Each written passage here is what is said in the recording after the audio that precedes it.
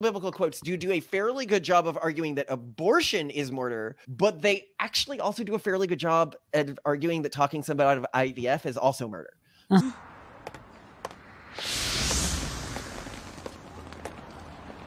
That kid. So the Jeremiah 1:5, it says, before I formed you in the womb, I knew you. Right. Which implies life begins before conception, just as we say. We also believe we can determine truth through investigations of nature and reality. After a sperm fertilizes an egg, that can split, and that's where identical twins come from. That would mean the human soul splits. But even more damning than that, human chimeras can also form. This is when two fertilized eggs end up combining together into a single human being. If you look historically, you look at people like Augustine of Hippo said that the soul enters a developing fetus 40 days after it begins developing. Thomas Aquinas had the same view. I didn't realize how recently the Catholic Church had made a switch on this issue. And I think a lot of Americans, so I did know how recently regular Protestants had made a switch on this issue. This was seen as like a weird Catholic thing. It's a weird Catholic thing that had only been around for about 100 years. When you look at studies that show that half of all men could be infertile without IVF by 2060, this is really important when you're talking about the future of the Catholic Church. Would you like to know more? Hello, Simone. I am so excited to be joining you for today's very, very spicy topic. And it is one that we have avoided going into detail on, mostly because I was like, let's just like not engage with it. I don't want to create a fight within the pronatalist community or anything like that. Yeah. And the group that we would be arguing the most against within this episode are Catholics. And who we love, don't worry. Yeah, we love. It's actually difficult for me because of every religion. I have never, there's no other religion where I have literally really liked every single person I have ever met from that cultural group, except Catholics. Catholics, I've literally liked every Catholic I have ever met. And yeah. Have you met an unpleasant Mormon? I'm sorry, but like, I doubt that this is possible. I have met unpleasant Mormons. Oh, that's there are some more progressive Mormons which are really sort of status seeky in a way that I find kind of annoying and cringe. But generally, I like Mormons a lot too. I'm giving you that, okay? But I've just never personally, and I think it's because I've met less Catholics than I've met Mormons, and that's why maybe I have this perception. Fewer. If you can count it, it's fewer, and if you can't, then it's more or less. Of course. Sorry, I gotta, you know. So I am starting this episode with that because the other thing I need to admit going into this is I approach Catholicism with a lot of bias against it as a religious group, specifically for it's an aesthetic bias. It's a bit like if I went to someone and I liked all of these people, but they all had like runes carved in their head and stuff, and like, that sounds kind of cool. If they looked like heretics from Warhammer 40K, so you might be being like, come on, Catholics don't come off that way. Unironically, the Catholic aesthetic and perspective is like somebody went in to Indiana Jones in The Last Crusade, and they're just like, yes, grab the big golden mug. That's the right one. Which one is it? You must choose. But choose wisely. For as the true grail will bring you life, the false grail will take it from you. I'm not a historian. I have no idea what it looks like. Which one is it? Let me choose. Oh, yes.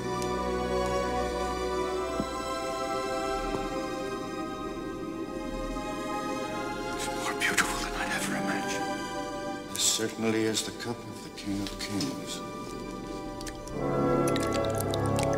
Eternal life.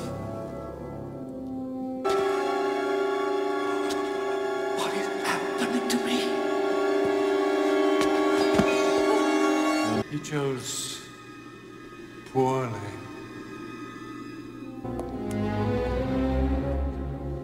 It would not be made out of gold. That's the cup of a carpenter.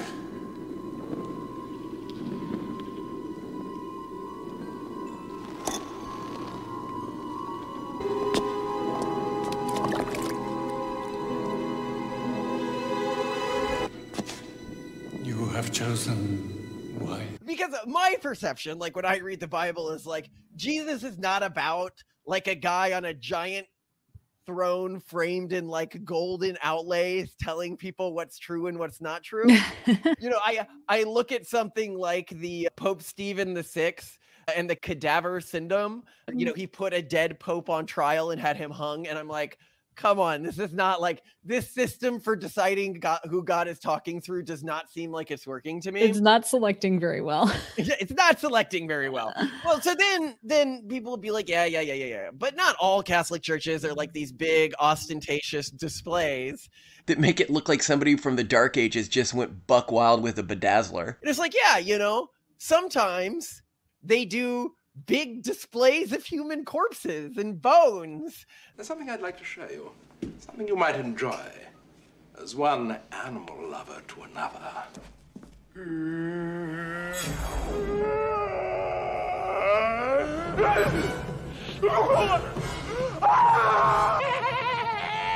Something wrong, Mr. Ventura? Of course not. This is a lovely room of death. Take care now. Bye-bye then. It's like, you know, you're in this. Why human bones? Why the corpses? We should be able to hold them at this point here, at least for a few hours. And why skulls, though? What? Why skulls? I mean, what do skulls make you think of? Death, cannibals, beheading, pirates. Oh, you haven't been listening to Allied propaganda. Of course they're going to say we're the bad guys. But they didn't get to design our uniforms. I need to say here, it's actually kind of cool in like a 40K, like grimdark way. Like grimdark way, sure. It appeals to my young goth self, and it appeals to my like historian self.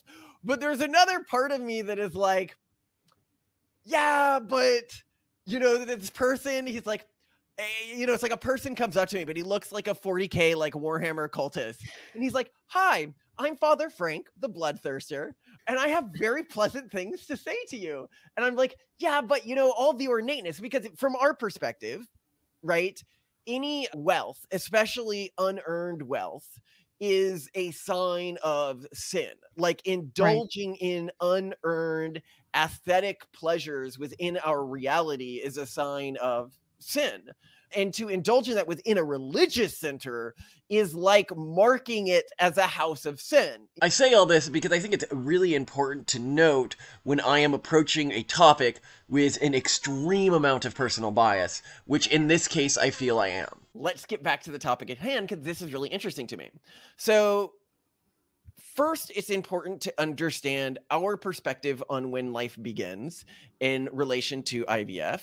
And the Catholic perspective and the history of the Catholic perspective, as well as the mainstream conservative perspective in the US. We as humans are responsible every time I make a decision, every time I make a choice, for everything that happens within the timeline or reality that is created because of that choice. So if I stop a sperm from fertilizing an egg the moment before it fertilizes that egg, or I squash the fertilized egg the minute after that egg was fertilized, to me, those are two acts of exactly equal moral import. Right. Whereas to a Catholic, one is killing a human life and the other is merely just generically immoral.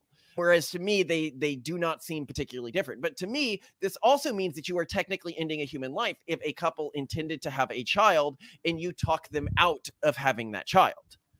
So anything that prevents a human child from coming into existence, because it is the actual human children that have like the moral weight to them, right? Like these actual conscious entities, you are responsible for ending that life. So life starts as a spectrum of potentiality. Yes. And the more potentiality that has to becoming an actual child, the closer that is to an actual life.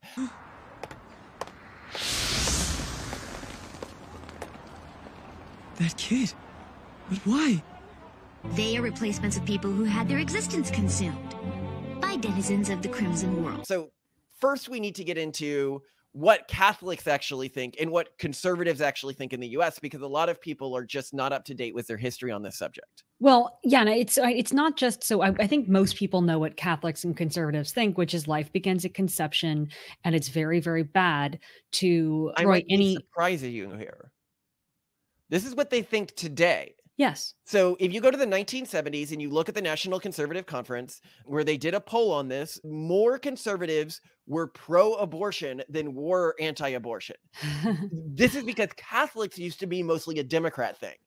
The Conservative Party became anti-abortion primarily to recruit Catholics after a failed electoral cycle. Oh boy. That was the purpose of it. And they were really focused on making this an issue of states' rights. That's how they got their base on board with it, even though their base didn't really care about it. Historically, Protestants never really cared about this. You know, even Mormons, you can look at what the Mormon teaching is. They're totally pro IVF, so long as it's the husband's semen and the wife's eggs, and you're not using another person's. So historically, like, Protestants didn't really care about this. Protestants started to care about this and started to flex about this because it began to become associated with conservative identity in the United States. And people were like, well, this is my team, so this is what I believe. But there wasn't like a doctrinal reason for this. And we'll get to the Bible, because this is also really interesting if you look at quotes from the Bible. But then you can be like, yeah, but Catholics have always been pro this, haven't they? No, they have not. This is really interesting. So if you look historically, you look at people like Augustine of Hippo, a really important Catholic theologian of the 4th and 5th century, said that the soul enters a developing fetus 40 days after it begins developing if it's a male, and 80 to 90 days after it begins developing if it's a female. Thomas Aquinas had the same view. Now, people would be like, okay. But what does the Bible say on this? Like, I have seen that the Bible says abortion is wrong, right? It does say that. It absolutely does say that abortion was wrong. This perspective that the Catholic Church took with a completely logical and morally aligned perspective with the Bible before IVF technology was invented, which is when they took it. So when did the Catholic Church take this perspective? In 1869 was Pope Pius IX, when he said delayed animation was wrong and affirmed immediate ensoulment at conception. And this has been the church's baseline teaching ever since. But this is not like obviously what all great Catholic thinkers ever thought. In fact, the greatest of Catholic thinkers thought otherwise from this perception. Yeah, I guess I've not really heard of anything else that Pope Pius IX has done, to be fair. In case you were wondering what he did do, he was the longest serving pope in history, and he oversaw the First Vatican Council, where he affirmed his own papal infallibility. And he is more controversially known for being the pope who issued the Syllabus of Errors. This was a document that argued that things like the following 3 statements were errors for Catholics to hold. Every man is free to embrace and profess that religion which, guided by the light of reason, he shall consider true. In the present day, it is no longer expedient that the Catholic religion should be held as the only religion of the state, to the exclusion of all other forms of worship. It has been widely decided by law in some Catholic countries that persons coming to reside therein shall enjoy the public exercise of their own peculiar worship. Basically, it lays out that Catholic countries should not allow non-Catholic worship within them, and lays out sort of the idea of the modern Catholic caliphate.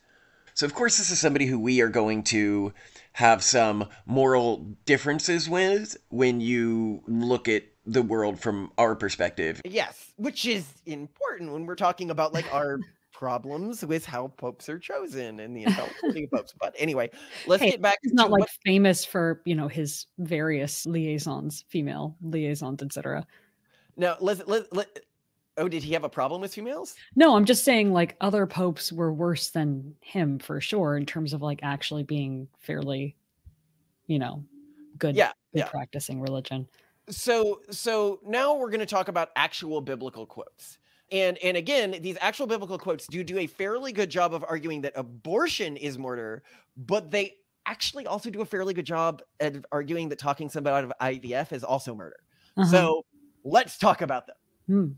Well, Malcolm, your attempt to use Bible quotes to argue with a Catholic on the issue of when life begins is kind of like a civil law lawyer arguing about law with a common law lawyer. So to understand what she's saying here, civil law and common law are two of the most common law systems used in the world today. Civil law says that law is what is in the text, right, whereas common law says that law is based on previous court decisions. We in the US actually have a combination of both legal systems, but typically you're using one or the other. So let's go through some of these quotes. Okay, Jeremiah 1:5, quote, before, underline here, I formed you in the womb, I knew you, and before you were born, I consecrated you. I appointed you a prophet to nations. Okay. Now, Paul in Galatians 1:15 says that God, quote, had set him apart before he was born. Okay, so repeatedly in the Bible, what you're going to say, and this is what's really interesting. So the Jeremiah 1:5 is like really the most damning because it says, before I formed you in the womb, I knew you. Right. Which implies life begins before conception, just as we say. Now, if you look at other quotes, so I'm just going to go through like all of the quotes used to argue that life begins at conception, but are really more just arguments against abortion, right? So Isaiah 44:24 talks about God as your redeemer who formed you in the womb, except again, we know from Jeremiah 1:5 that God knew us before he formed us in the womb. So you're not arguing anything by saying your redeemer who formed you in the womb. Or you could say in Plasm 139, for you formed my inward parts. You knitted me together in my mother's womb. You saw my unformed substance. In your book were written, every one of them, the days that were formed for me, when as of yet there was none of them. So he was in God's book before he was conceived. Okay, next. Genesis 2:24. Therefore, man shall leave his father and mother and be joined to his wife, and they shall become one flesh. Exactly what we would say given the system where life begins before conception. So this is really interesting. This seems to be backed up by the Bible, okay? But being Protestants, and Catholics don't do this as much as Protestants do, but being Protestants, we also believe that God inscribes truth in nature and in reality, and we can determine truth through investigations of nature and reality.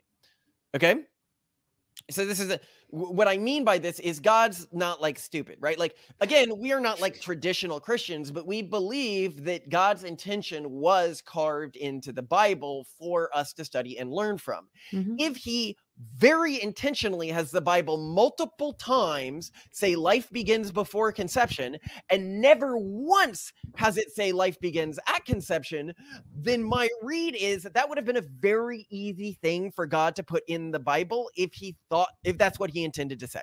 One hopes. It would have been a very easy thing for multiple iterations of the Christian tradition to pick up, and yet really only Catholics picked this up for a long time. And it would have been a very easy thing for early Catholic theologians to pick up, and yet they didn't pick it up. So it seems pretty clear to me that God did not intend that. He was trying to tell us, and I believe that God reveals himself over time through science and through understanding our physical reality, we can better understand God. So now let's talk about this. So Catholics will say, yeah, but let's play it safe. You know, the first time a biologically and genetically distinct human being exists is when a sperm fertilizes an egg. And therefore, we should say that is when insoulification happens. So, you know, when you talk about these other people, they basically say the soul enters the fertilized egg later. Except God could have made us that way. Some species work that way. Humans don't work that way because after a sperm fertilizes an egg, that can split, and that's where identical twins come from. If we go with the other interpretation, that would mean the human soul splits. But even more damning than that, human chimeras can also form.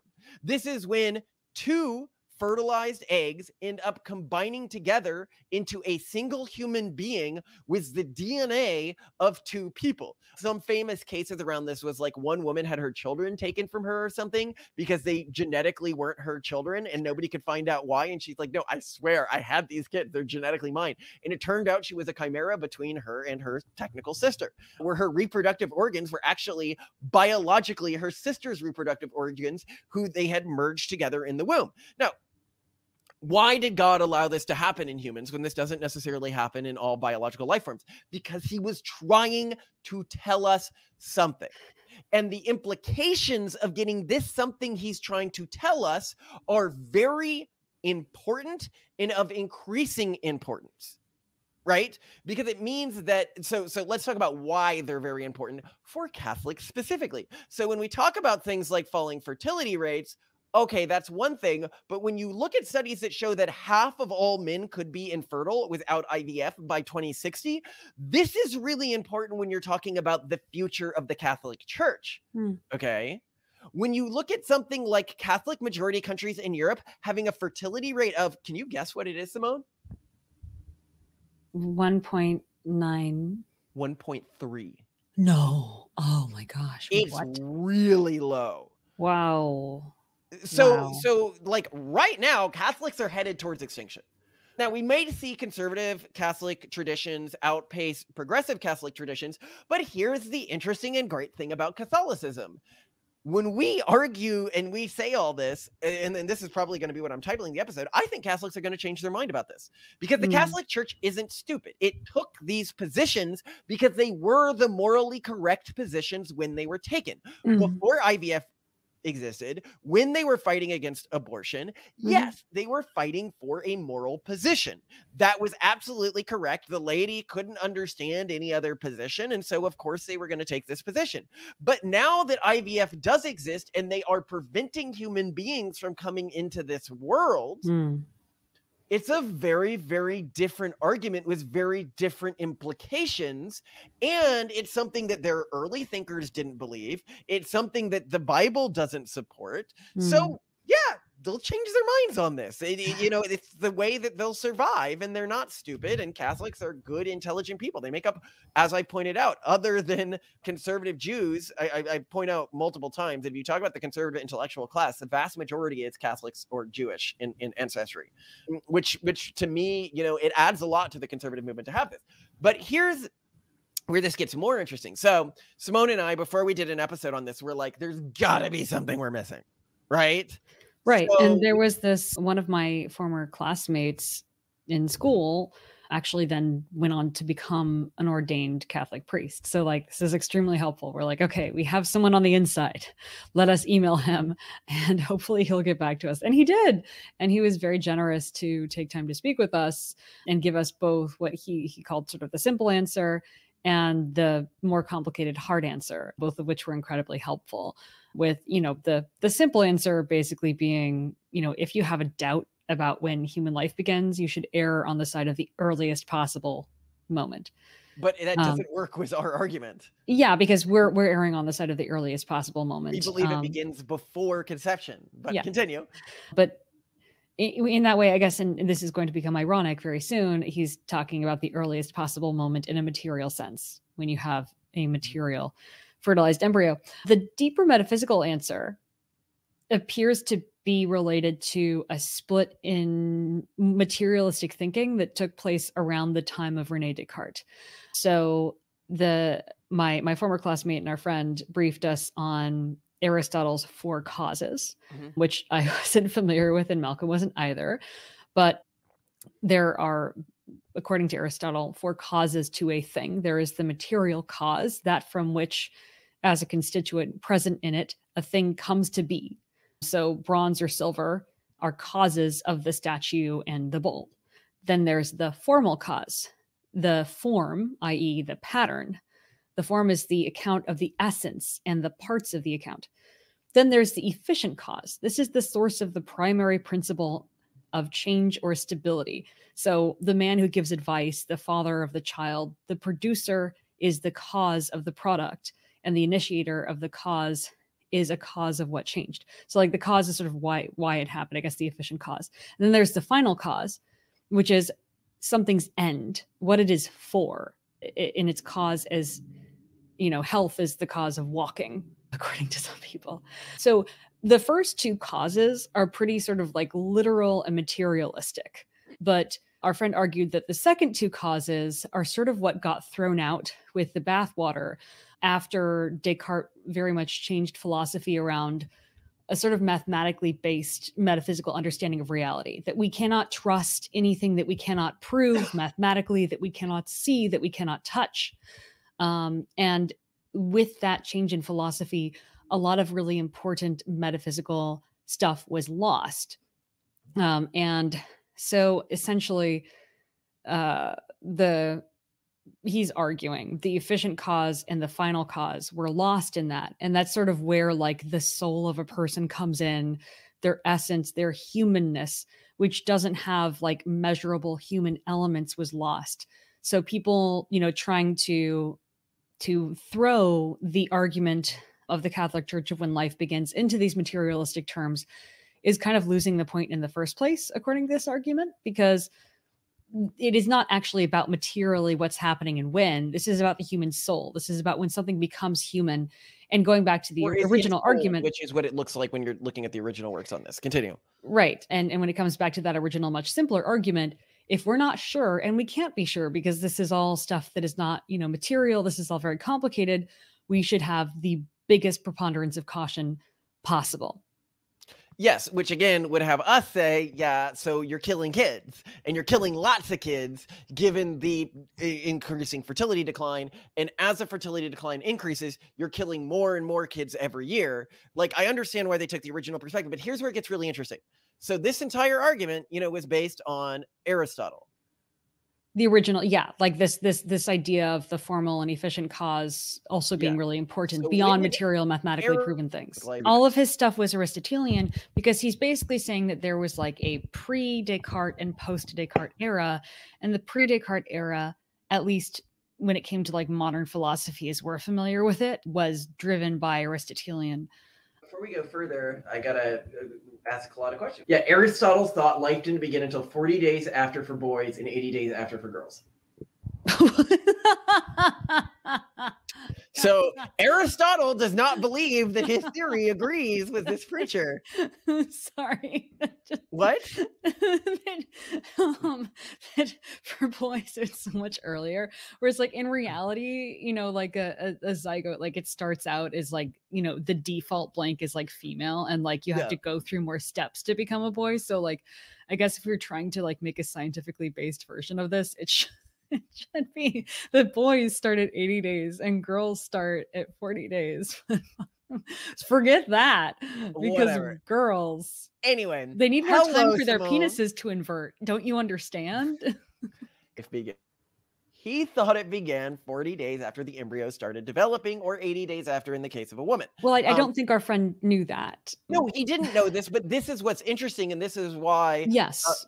You know, if so, the Bible doesn't support this. The early Catholic thinkers don't support this. It's a decision that made sense and saved lives when the decision was made, but now likely leads to more death than it helps. And at the end of the day, the groups that believe it, whatever the case is, if human fertility continues to decline at the rate it has been declining, are going to become extinct. So it's irrelative what they believe, you know. And this is where we get to the final, another point that he was pointing out, right? He's like, well, you know, you can't use this technology because it's profane, because of like the associations with it. Because it's playing God. Because it's playing God. And this brings me to my Two Boats in a Helicopter. People who don't know Two Boats in a Helicopter, it's a famous sermon, which is a guy is praying to God, and he says, he's a very pious man, and he says, please save me for this flood. And then a boat comes, and he says, oh, no, don't worry. God's going to save me. I've been praying to him. I'm a very pious man. And so the boat leaves. And then the next boat comes. He goes, don't worry. You know, God's going to save me. Don't worry about it. The water's getting higher. He's on his roof, you know, really last chance. A helicopter comes down, and he's like, nope, go away. God's going to save me. And then he dies in the flood and goes to heaven. And he's at the pearly gates, and, you know, he asks St. Peter, he goes, why didn't God save me? And he goes, what the fuck were the 2 boats and a helicopter for? And your French not included in the original sermon, of course. Not included. No, but I actually think that this is a thing to spit on God's miracles, to think that you as a human know what a miracle from God is supposed to look like, and then to turn down, to deny God's miracles from you on his plan for your life, which is to have a big, happy, thriving family, which he has told you this, and you have turned down his pathway. It's like, do you think God is stupid? Do you think he didn't know that IVF wasn't going to be invented? Do you think that if he knew that IVF was going to be invented, he wouldn't have worded things differently in the Bible? Do you think that he wouldn't have had people like Thomas Aquinas, that he wouldn't have had people like St. Augustine say different things about when life begins? It's almost as if he very intentionally worded things in a way where it could be confused into, before IVF technology, being used to prevent the wanton abortion and murder of many, later stage fetuses, okay? But also, once the technology was invented, be revisited, and then say, okay, so this is what God meant all along. And it's just like he's left so many innumerable hints that was his intention. It is astounding. And then to spit on his miracle, or to act like he didn't expect IVF to be invented, or he didn't know it was going to be invented, it just astounds me. But worse than that, it's worse than the guy from 2 boats and a helicopter, because he's not just spitting on God's miracles for him. He is like cursing out the helicopter pilot and trying to like pass an amendment to prevent the helicopter pilot from rescuing anyone else. It is that is where, we kind of draw a line here, right? Is that like, it's one thing to be like, let's be cautious. Let's not do anything imprudent. It's another thing to impose that on other people. That can be incredibly damaging. Though I'm going to take a moment to just give, a fair defense of the Catholic approach here, which is, and I think our friend pointed this out on the call, like there are some, amazing at the time innovations that we introduce that are quite helpful, that can be quite meaningful. And then they have unforeseen consequences that can be quite damaging. And this is where I do think, approaching technology with caution and observance is important. And this is why, I think in the end, yes, probably the Catholic Church is going to change their stance on this, and many other religious organizations probably will as well. But they're not crazy to say, hey, let's wait until let's see how this plays out. Although I think we're getting to the point where, IVF is proving to be pretty safe as a bet. Pretty reliable. Yeah. So here, now we've got to talk about, what he said. Because like, but ultimately you are destroying the embryos, which could, if they were implanted in somebody, become human lives, right? Right.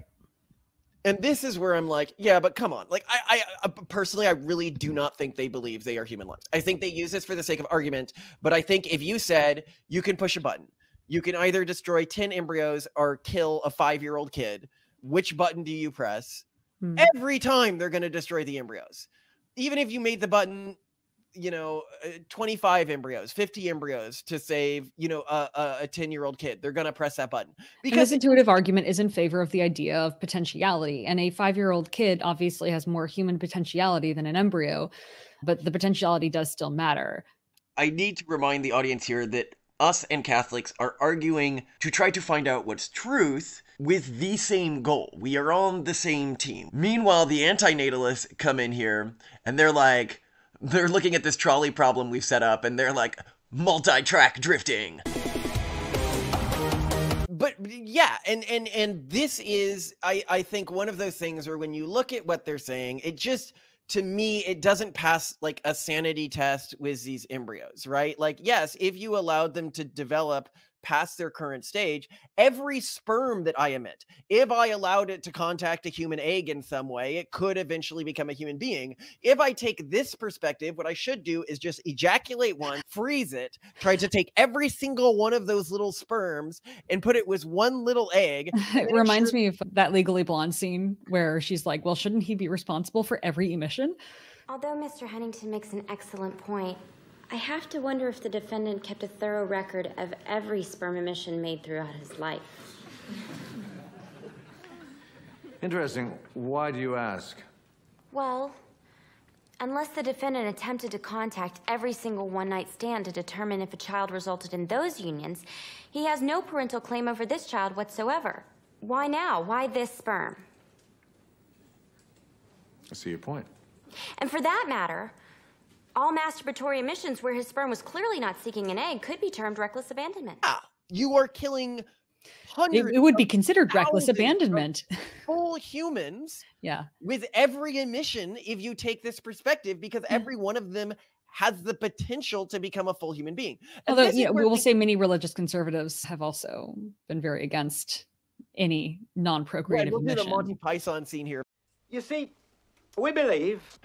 I'm a Roman Catholic and have been since before I was born. 'Cause every sperm is sacred, every sperm is great. If a sperm is wasted, God gets quite irate. Every sperm is sacred, every sperm is great. When a sperm is wasted, God becomes quite irate. Because, you know, it is a logical thing. Like, this is a logical deduction if you're taking this life begins at conception approach. Yes. So, like, of course, people have come to it before. But it's also, I don't know, from my perspective, kind of silly, because I do believe you're choosing between timelines with every decision you make and erasing children when you choose.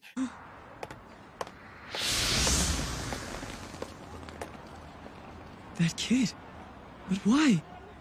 They are replacements of people who had their existence consumed by denizens of the Crimson World. Now, this is where it gets more interesting to us. So people would be like, do you think you are killing humans if you don't end up using all the embryos you created? Right?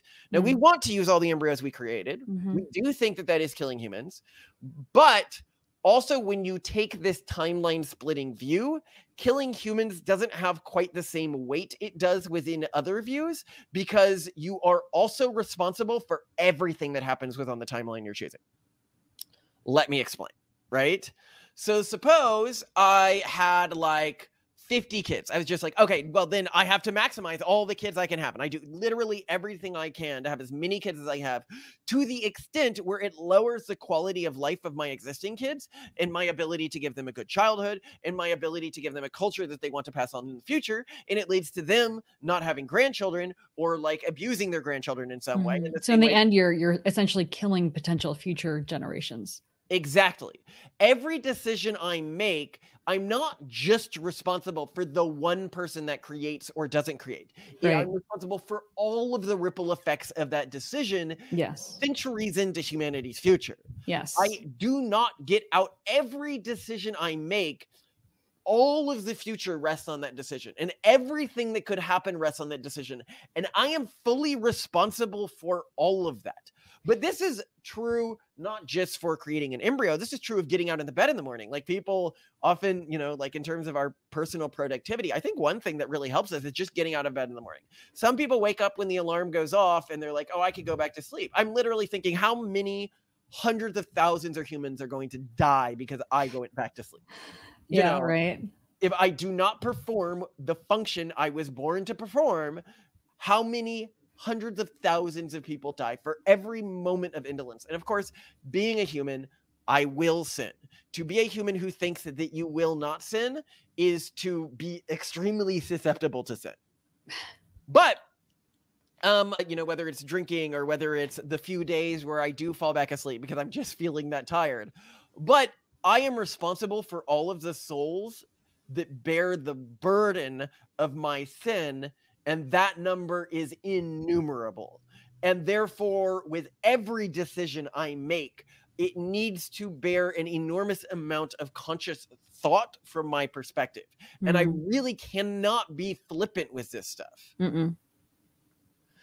And so, you know, all of this is really interesting to me because I think it's really an answer. Are you technically killing a human or are you functionally killing a human? Right. I understand the technical, like legalistic argument that you are killing a human if you do not use an embryo or you destroy an embryo. Yeah. But functionally, through not doing that, a little 10-year-old boy doesn't come into this world, or a little 10-year-old girl who is cute and says, Mama, Dada, I love you. Emily, what's wrong? I'm the last kid to be born. What if by that time Mom and Dad don't want me? No way. But I've seen lots of families make promises and then break them. Not us. Emily, I will see to it personally that you're not forgotten. You promise, Jimmy? Promise. And this is something that we bear every day because we, Simone, could not get pregnant naturally. Yeah. So every one of our kids who I interact with every day, every time they say, Dada, I love you, they give me this big hug, they would not exist in this world if I took this other interpretation, or if somebody convinced me of this other interpretation. I would have erased them from the human timeline.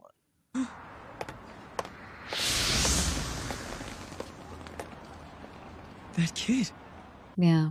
Which And is to me, devastating. that seems very, very obviously immoral and equivalent to killing them. And everything else is just fudging the numbers to get out of the moral weight of the action that you have undertaken. And I understand that many people have taken that action in the same way that many people have had an abortion and killed a human being. And like, I don't want to like really rub it in for them. You know, you killed a human in the same way I don't want to rub it into people who didn't use IVF when they could have. You killed a human, or a lot of humans. But I think that it is worth understanding our perspective on this.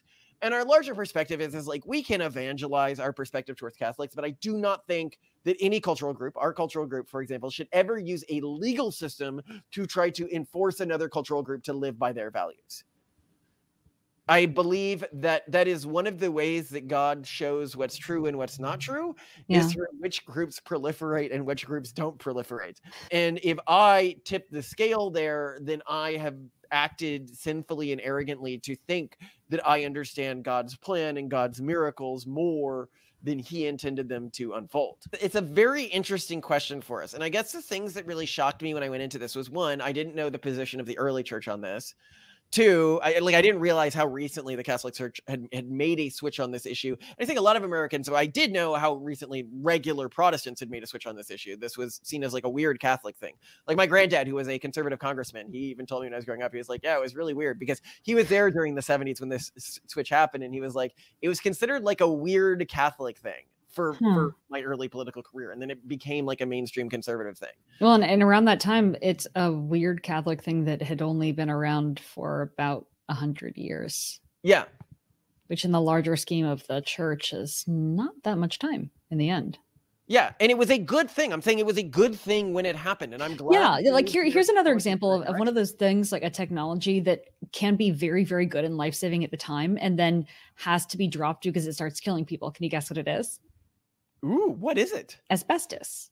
Oh, so good keep in mind, at the time when everything was made out of wood, untreated, thousands and thousands of people died in fires all the time because there was, you know, things would just suddenly become engulfed in flames. People wouldn't have time to escape. People died. And asbestos saved so many lives because it slowed the rate of burning of cities, of houses, you know, asbestos roofs, all this asbestos in buildings was truly life-saving.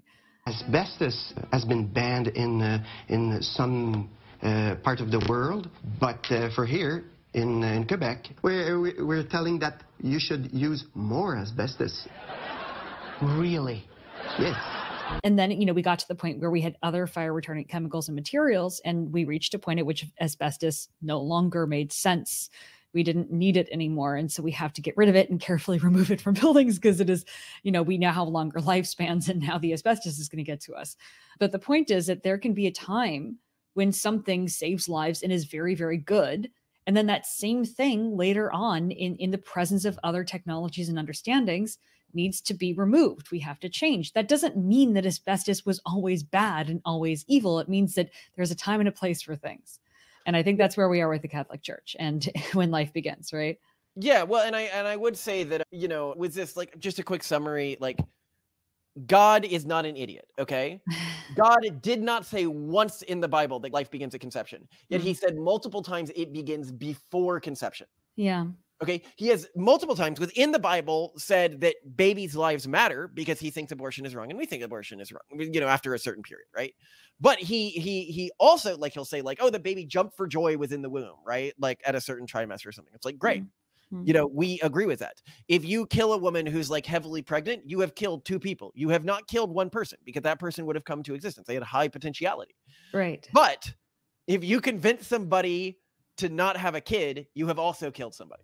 Right. So, and God coded our biology. He could have made it so identical twins didn't exist. He could have made it so human chimeras didn't exist.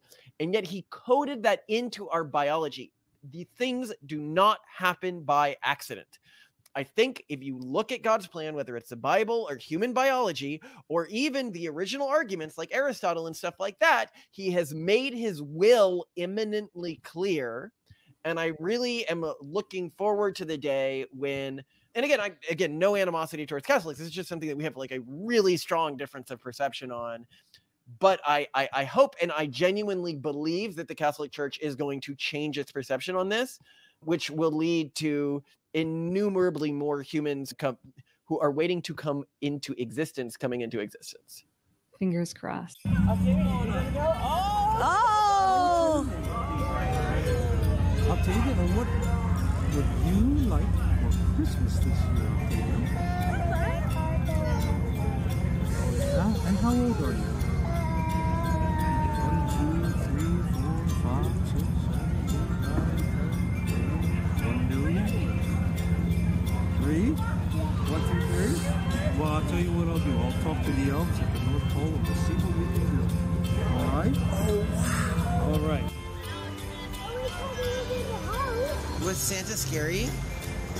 Mommy, Daddy. What makes Santa scary? Is it because he's different? Yeah. What do you want for Christmas, Torsten?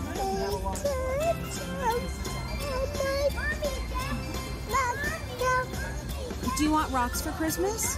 Yeah. Do you want a bag to hold your rocks? Yeah. Okay, well then we'll pass in a What rock about to coal? Santa. Would coal make you happy? Daddy. Coal's a type of rock. Okay. And so you want coal? Yeah. You want coal this Christmas and a bag for your coal. What are you going to do with all the coal? Nice.